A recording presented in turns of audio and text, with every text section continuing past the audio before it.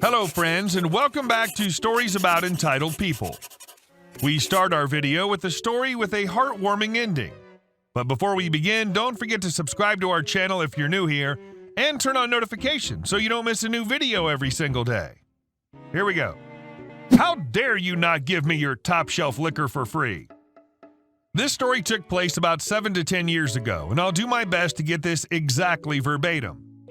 We lived on a base, and we lived in a neighborhood where a lot of families would get together outside and play when the weather was nice. The kids would run around, the grown-ups would play volleyball that was set up between a couple of houses. We would also have massive barbecues where everyone would pitch in. We learned what everyone's specialties were, and that's pretty much what that person brought. Some people showed no affinity for having a specialty, which meant those people usually just showed up and became choosing beggars. CB. We had one neighbor who could make the best marinated steaks. Let's call him Joe. I mean, wow. I often made ribs, but I was really known for my bartending skills. I would make mudslides, margaritas, and other stuff, but everyone wanted margaritas and mudslides. Now, I have a bit of a passion for making mixed drinks. It's fun. I also don't like cheap liquor, and this fact became an issue. Now, it all depended on what we were doing for who I would pitch in what. I can say my husband and I had an agreement with Joe and his family. They agreed to purchase our steaks if we covered ribs for them when we made them. But more so, I made them drinks during the get-togethers with the good stuff, between $100 and $200 bottle of Patron.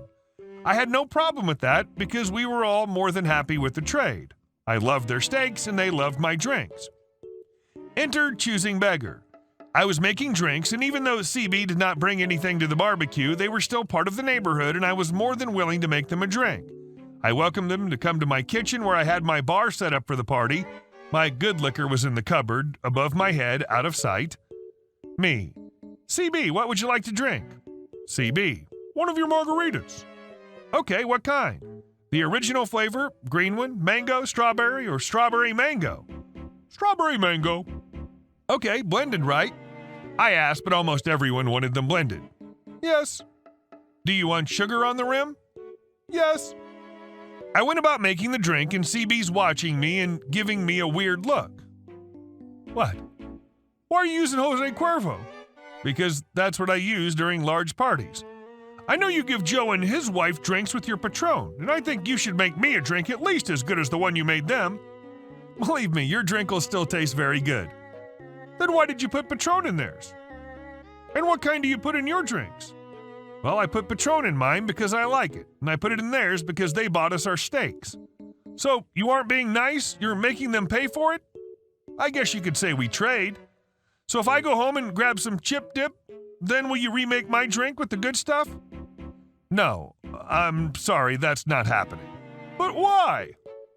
Just take your drink and let's go back outside. And I show her back outside. Not 5 minutes later, I see her give the drink to her son, EK. EK was 17 and was always trying to get everyone to give him drinks. His parents did, but everyone made it clear that we were not okay with it, and that under no circumstance should they ever share anything they get from any of us. If they want to give something to their kid, it's on them and them alone. At this time, CB was telling her husband to watch me because she's going to sneak in my house and make a drink with the good stuff. I happen to be standing next to Joe when we hear this, and we look at each other. I, of course, am like, hell no. I run across the street as CB's just looking around, but clearly heading to my house. As she makes it about 5 feet from my door, I loudly say, CB, what are you doing? CB stops and turns to face me. Joe, my husband, Joe's wife, and a couple others who overheard what was happening by this point. CB had a look like she had her hand caught in a cookie jar. CB. You seem busy. I spilled my drink, so I was going to go make myself another one. I didn't think you'd mind. Joe. Yeah, that's not what you said. Me. CB, Joe and I saw you give your drink to EK. Then we heard you say you were going to my house to take the good stuff. Well, you made me drink the cheap crap. You're lucky we don't call the police. You're being cheap. We're hanging out and you're picking and choosing who to make good drinks for like you're up on a pedestal determining who deserves something good. CB, if you want to chip in and supply a bottle, I'll be happy to make you a drink with it.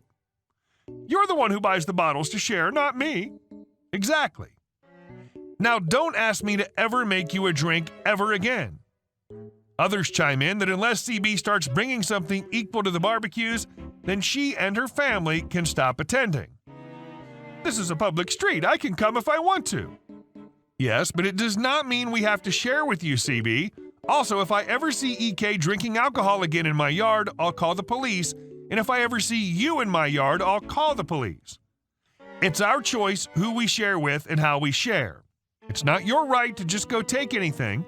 If you try again, I'll press charges for stealing.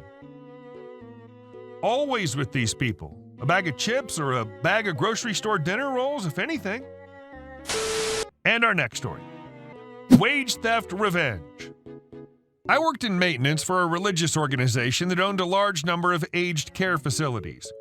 Even though they were supposedly not-for-profit, they went all out to scam the government for as much money as they could.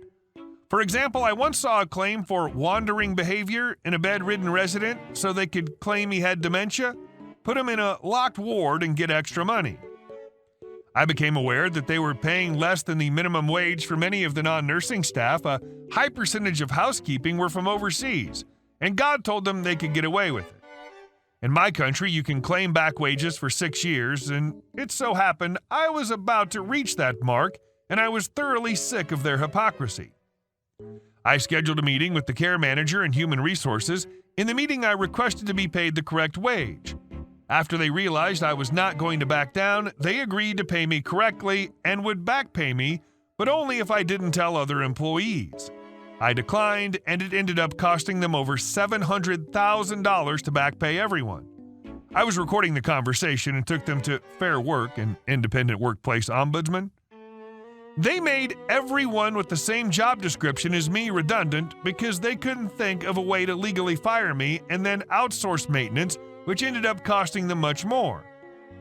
I took a nice holiday with the redundancy pay and informed on them with documented proof to the government aged care regulator for fraud. They were inspected with a fine-tooth comb, and 2 of their flagship homes were put under 6 months constant government supervision. Always remember that wage theft is the largest crime wave in history. It's ongoing, and no one ever goes to jail for it. All the companies stealing wages and underpaying employees need to go out of business, and their owners forced to work a fast food job where only Karens come in to order. I'm your boss. I'm the owner. Unbeknownst to most people that come into contact with me, I am over the age of 30. You wouldn't be able to tell that much just by looking at me, but I am of half Asian and Caucasian descent. You can call it really good genetics or what have you, but it has become a curse sometimes when you get mistaken for a teenager. It also becomes a small problem when your demographic is tweens, young adults, and therefore have to hire people without discriminating on age and try to accomplish things and teach them about the ins and outs of fashion trends in the current generation. Anyway, so without going into much detail, I was set to open a new store, our 3rd to be exact, in the brand new mall that recently opened, and tasked both my marketing manager and new store managers to find suitable people within the month to fill our new store with fresh faces and delightful customer service. It took them 3 weeks, but we got most of our employees sorted out. During the last week before we opened, I happened to be attending a convention in a nearby state, which may or may not have involved some geeky crap, which is besides the point. So I packed my bags and was gone for an entire 5 days and 4 nights to let loose my inner geek. While I was gone, my marketing manager decided to hire her niece as the last employee we needed. We'll call her Bernice. I think that would suit. She asked me for permission to avoid drama and backlash and employee conduct and yada yada yada, but being as this wasn't a Fortune 500 company but rather a family-run small business, I wasn't against the idea. This, however, backfired. I returned the week after to find that sales were doing all well. Ordering and replacement of merchandise that had been sold and needed to be restocked were being taken care of, as I knew they would be.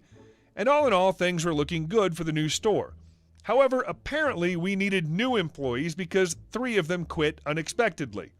I walk in during a cold November morning to browse the aisles and see what was out of stock and what was selling, what styles were selling quick and what styles we could do without.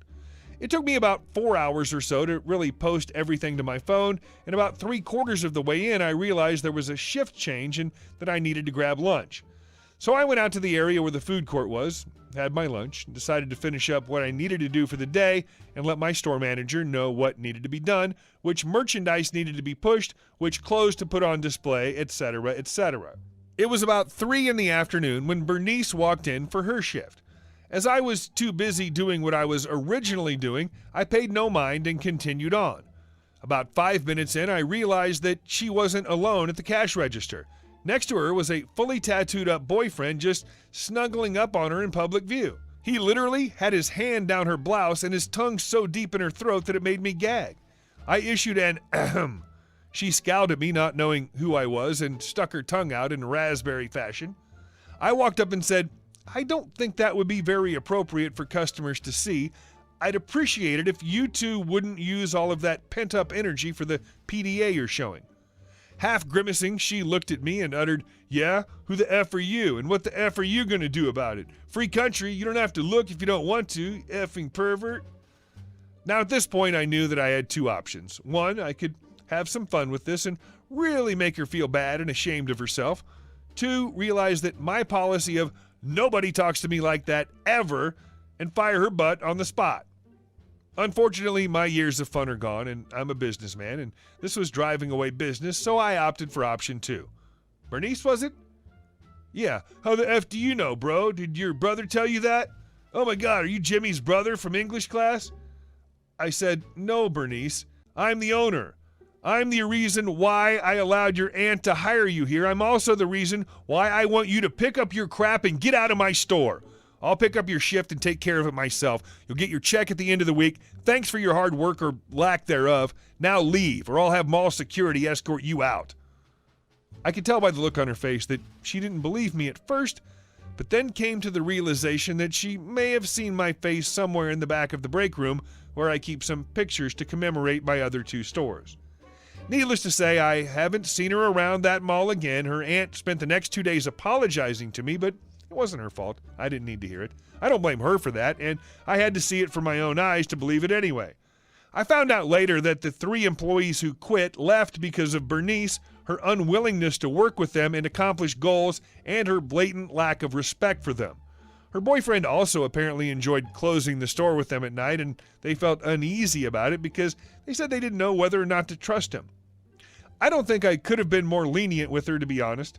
I rehired them, and 2 of them are still valued employees to this day. Some of the details are shady when it comes to this story, but I do remember the important parts. It was probably the worst and best job site story I've had in a while. Hey guys, thank you all for watching the video. I'll see you in the next one.